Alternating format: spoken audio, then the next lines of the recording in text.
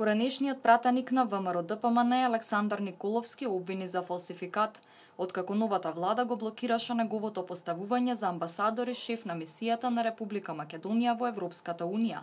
На својот профил на социјалните мрежи Николовски побара објаснување зошто владата и МНР донеле како што вели незаконски заклучок и зошто е направен фалсификат во датумот на прием во МНР. Почитувани, иако во моите претходни реакции споменав дека одговорот на сите прашања лежи во почитувањето на Уставот и Законот за надворешни работи. За жал, владата на Република Македонија директно ги прекршила истите, а МНР направило и фалсификат.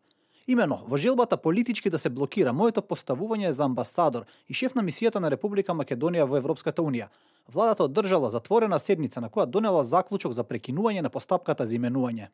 Николовски се повикува на неколку аспекти, меѓу кои дека не бил цитиран член на Законот за надворешни или Уставот по кој е донесен бидејќи таков член нема, односно вели никаде во законот не е пропишано дека може да се прекине завршена постапка. Додава дека е донесен само заклучок без одлука. Владата и МНР писмено не го информирале за нивните активности, најскандалозно од се како што вели е тоа што датумот на прием во записникот во МНР е фалсификуван.